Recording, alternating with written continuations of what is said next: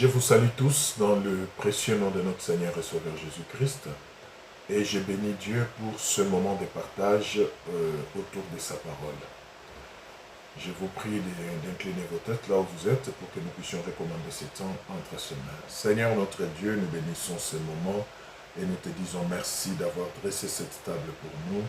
Donnez-nous l'intelligence de l'Esprit pour que nous puissions comprendre ta pensée et que tu nous aides, Seigneur, à saisir chacun sa part pendant ce partage au nom de Jésus-Christ.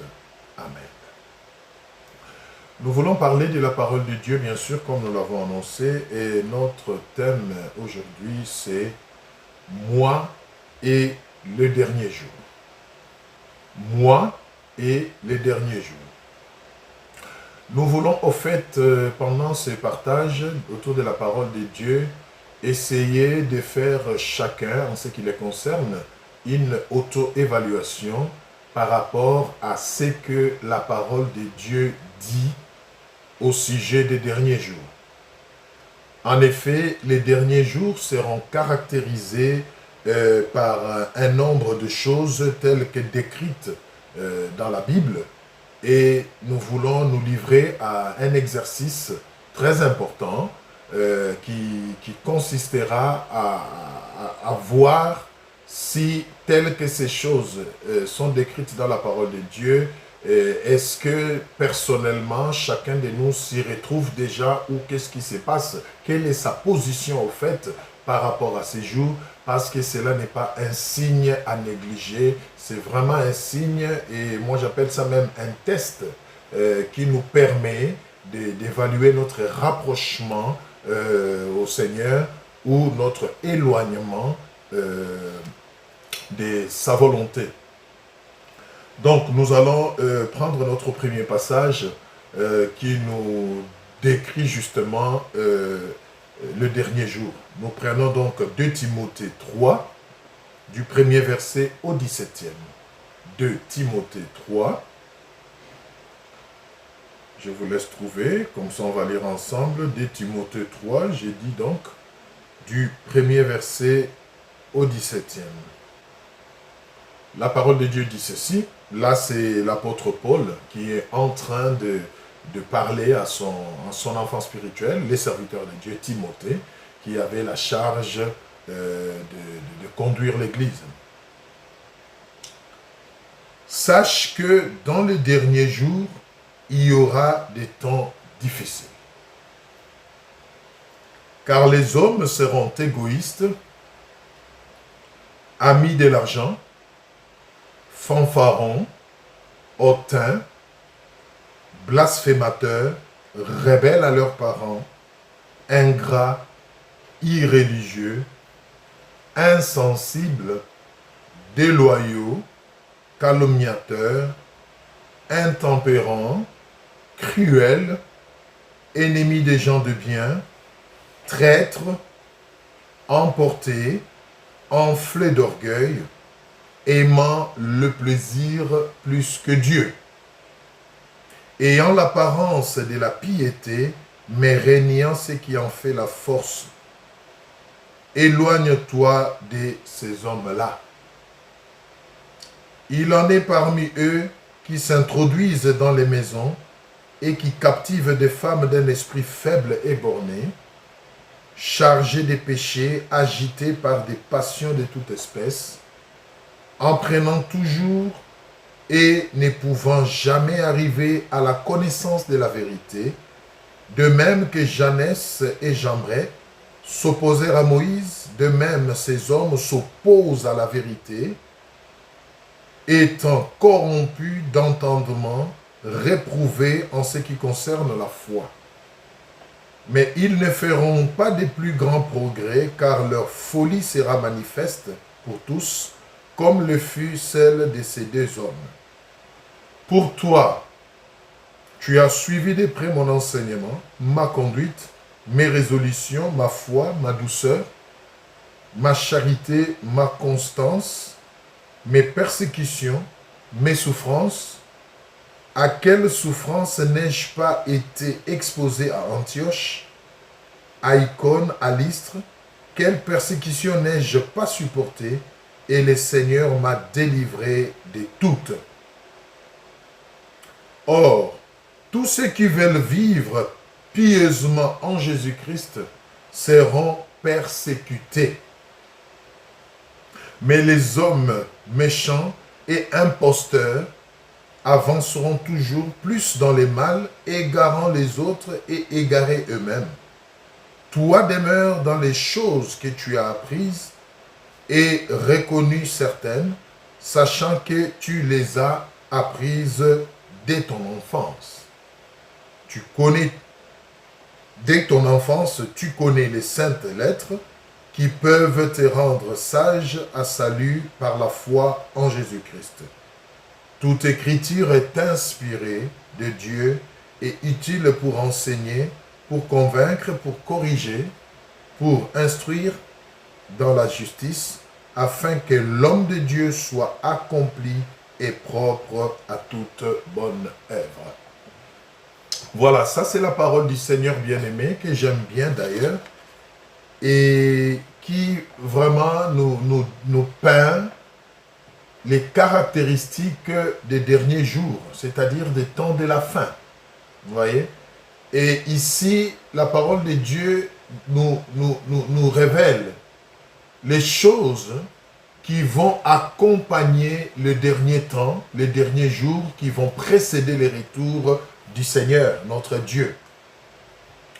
Et comme je l'ai dit, donc, l'objectif pendant ces partages, c'est d'essayer de parcourir rapidement toutes ces caractéristiques les unes après les autres et de manière à ce que chacun de nous puisse, en fin de compte, essayer de voir comment est-ce qu'il se positionne par rapport à toutes ces choses.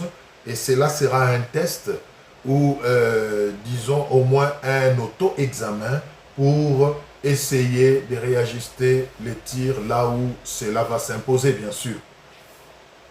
Alors, la parole de Dieu dit en premier lieu, « Sache que dans les derniers jours, il y aura des temps difficiles. » Et on commence à expliquer ces temps difficiles. Vous voyez? Les hommes seront égoïstes. Première caractéristique. Les hommes seront égoïstes. Nous n'avons pas à aller chercher loin, regardons seulement comment l'égoïsme est en train de gagner du terrain dans la vie de chaque jour, comment les gens vivent individuellement comme s'ils étaient seuls dans la société, comment même dans des familles, il y a l'individualisme, il y a l'égoïsme, c'est-à-dire chacun tire le drap de son côté, chacun privilégie d'abord ses intérêts et ceux des autres passent en second lieu ou carrément ne le concernent pas. Amis de l'argent, fanfarons, amis de l'argent. Ça aussi, si nous ouvrons les yeux tout autour de nous, nous allons vite nous en rendre compte. Qu'est-ce qu'aujourd'hui les hommes ne sont pas prêts à faire pour avoir de l'argent, pour gagner l'argent? Les diables a proliféré même de moyens malhonnêtes, des moyens illicites pour permettre aux gens de gagner de l'argent. Et un bon nombre de gens se livrent à ces moyens aujourd'hui. Peu importe, ils se disent l'essentiel est qu'ils arrivent à nouer les deux bouts du mois, qu'ils arrivent à s'amasser une fortune. Et cela a amené beaucoup de choses déplorables dans la société. Nous voyons comment à cause de l'argent, des couples se séparent. Nous voyons comment à cause de l'argent, des familles sont divisées. Nous voyons comment à cause de l'argent, même les églises sont divisées. Nous voyons comment à cause de l'argent, l'homme devient indifférent vis-à-vis de la situation de son prochain et même prêt à compromettre son prochain pourvu qu'il puisse gagner de l'argent. Ils seront fanfarons, hautains, blasphémateurs. Ouais. L'orgueil, n'en parlons pas. Toutes ces choses, nous les vivons au quotidien. Les hommes sont imbus d'eux-mêmes. Les hommes sont trop pleins d'eux-mêmes. Ils considèrent qu'ils sont au-dessus des autres. Hein, les complexes de supériorité se manifestent à tous les niveaux, même au niveau des familles.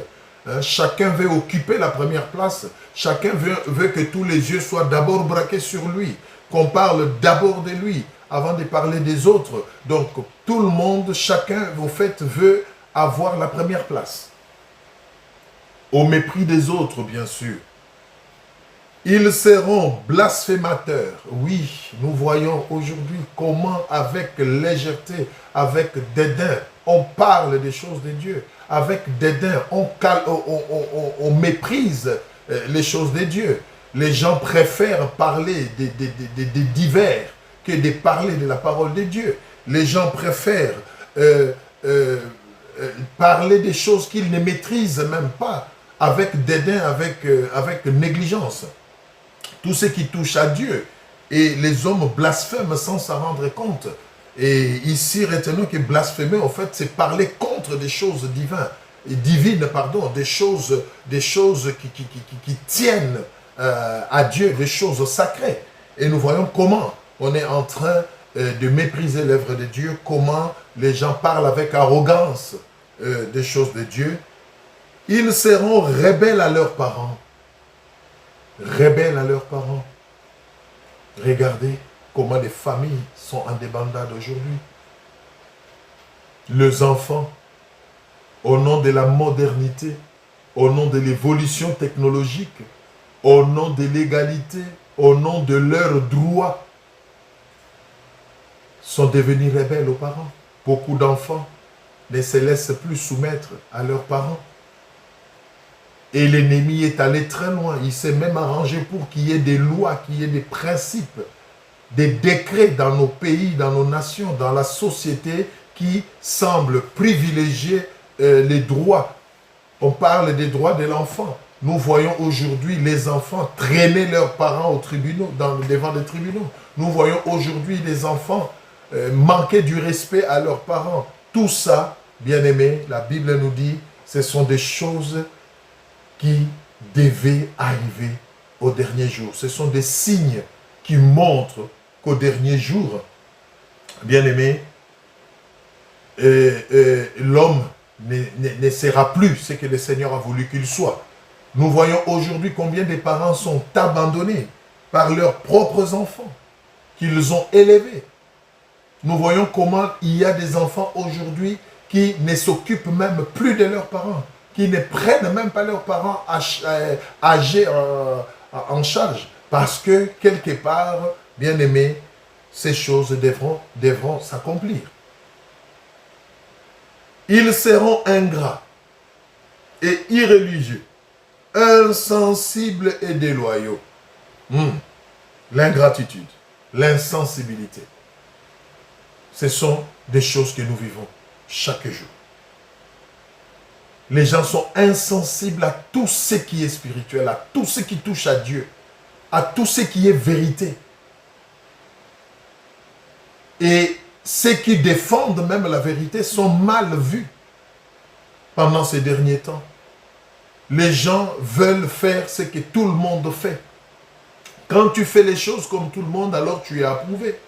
Mais quand tu essaies de te démarquer dans le bien, bien sûr, c'est alors qu'on te prend pour un déphasé ou pour quelqu'un qui est en marge. On prend ce qui est mal comme bien aujourd'hui et ce qui est bien comme mal aujourd'hui. Donc c'est vraiment l'inversion des valeurs que nous sommes en train de vivre. Et c'est là aussi, c'est une caractéristique des derniers jours. La déloyauté.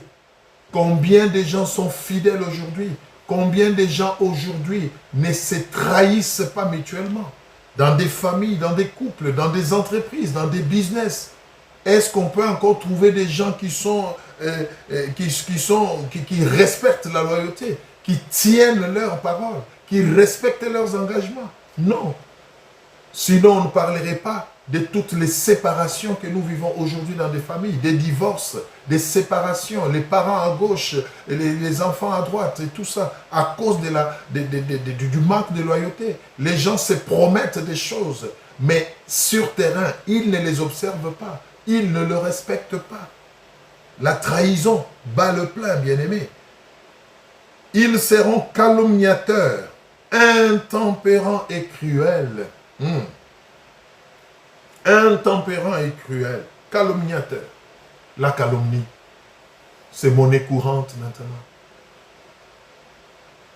Les gens aiment parler, même des choses qu'ils ne maîtrisent pas. Tout simplement parce qu'ils veulent nuire.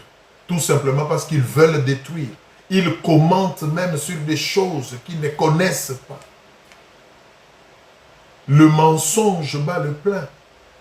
Parce qu'on a l'intention de détruire, on a l'intention de minimiser ou de mépriser l'autre. Vous voyez?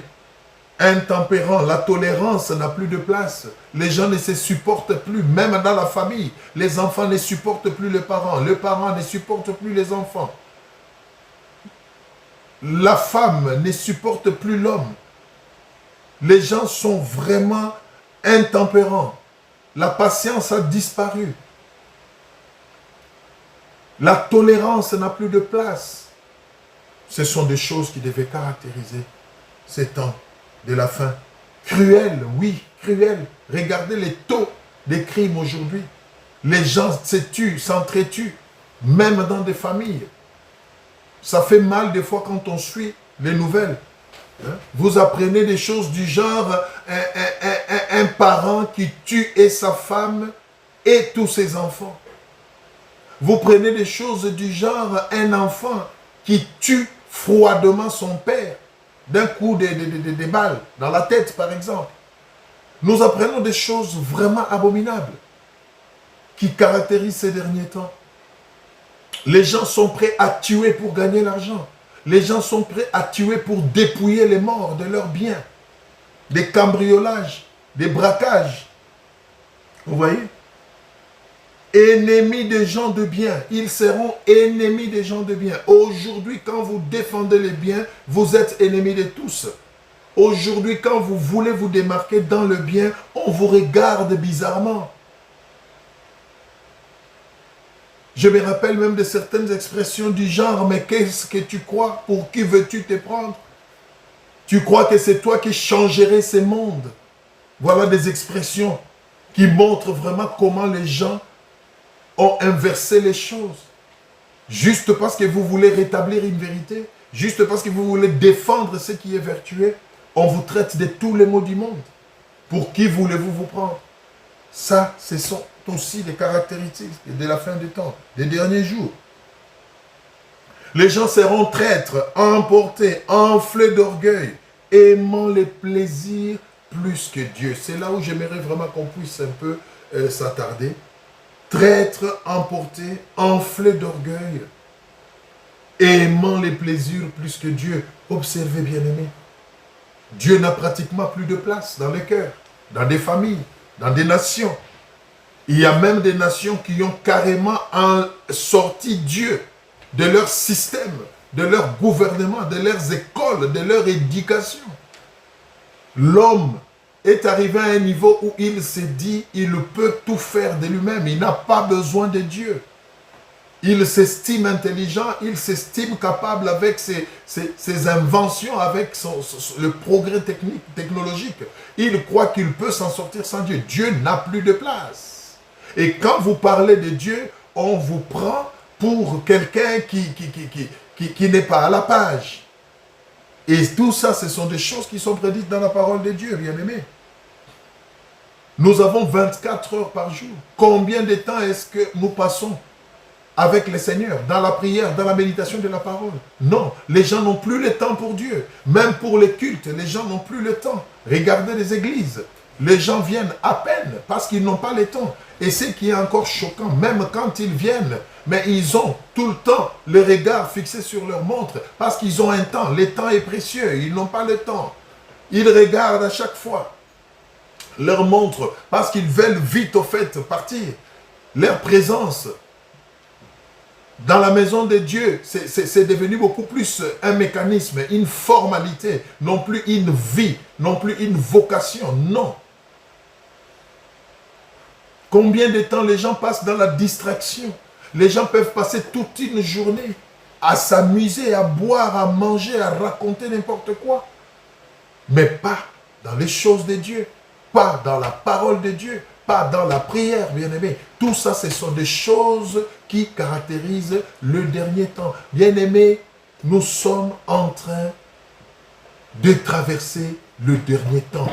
Nous sommes en train de vivre les derniers jours.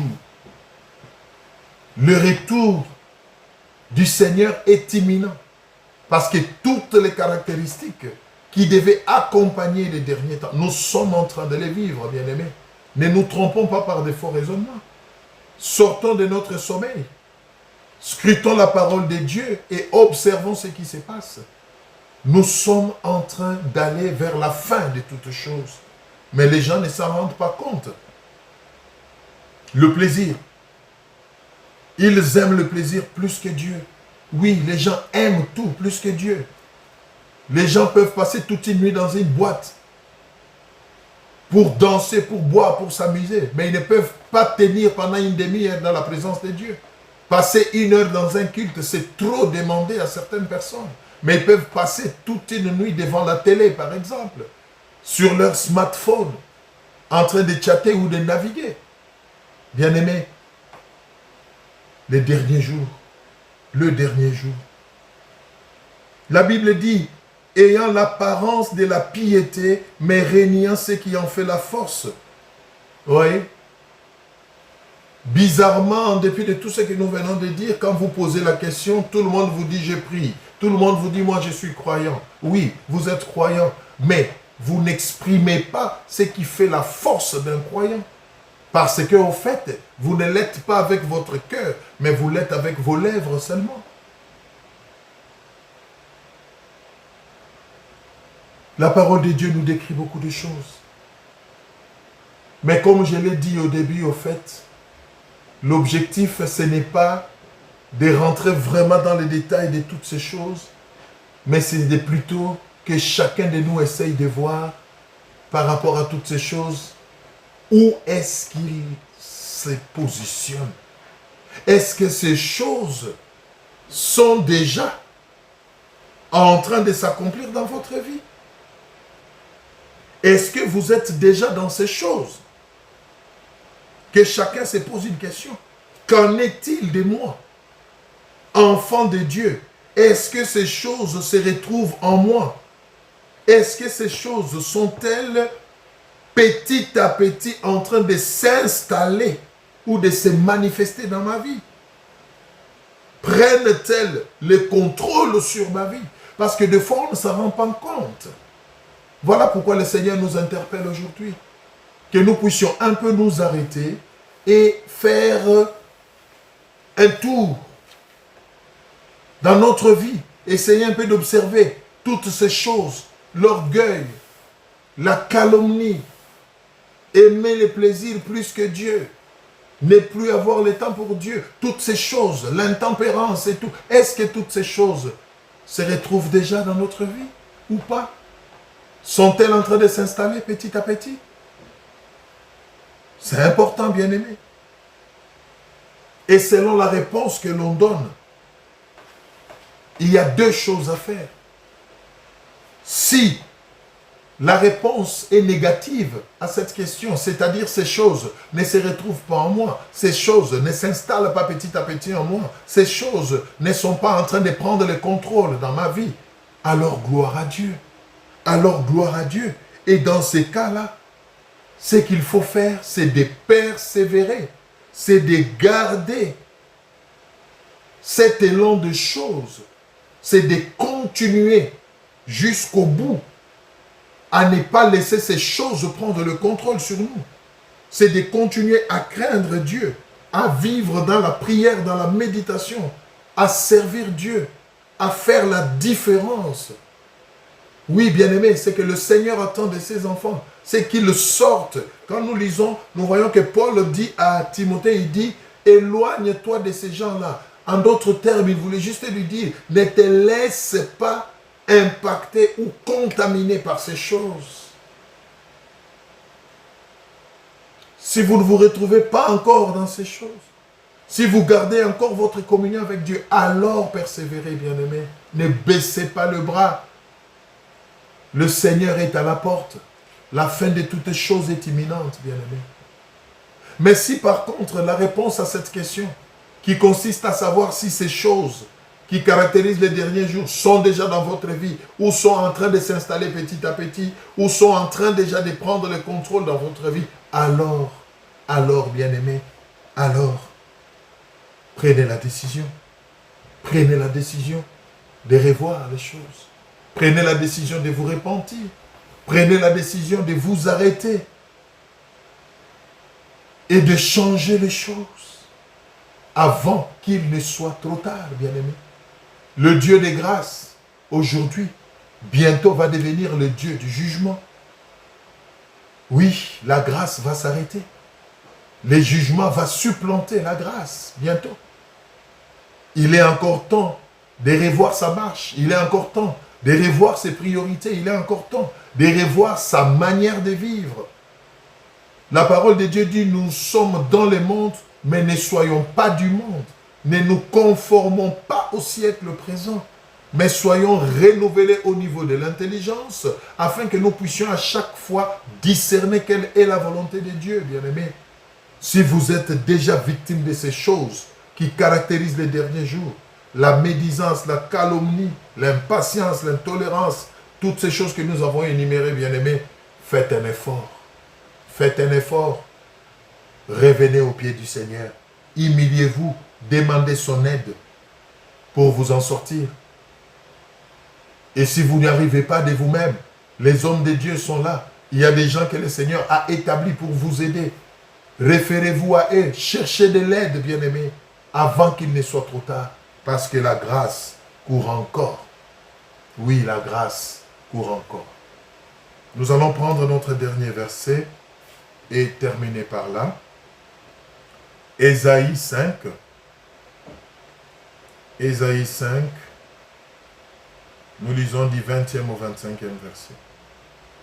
La Bible dit ceci. Malheur à ceux qui appellent le mal bien. Et le bien mal. Qui changent le ténèbre en lumière et la lumière en ténèbres. Qui changent l'amertume en douceur et la douceur en amertume. Malheur à ceux qui sont sages à leurs yeux et qui se croient intelligents. Malheur à ceux qui ont de la bravoure pour boire du vin et de la vaillance pour mêler des liqueurs fortes, qui justifient les coupables pour un présent et enlèvent aux innocents leurs droits. C'est pourquoi, comme une langue de feu dévore les chaumes et comme la flamme consume l'herbe sèche, ainsi leur racine sera comme de la pourriture et leur fleur se dissipera comme de la poussière. Car ils ont dédaigné la loi de l'Éternel des armées et ils ont méprisé la parole du Saint d'Israël.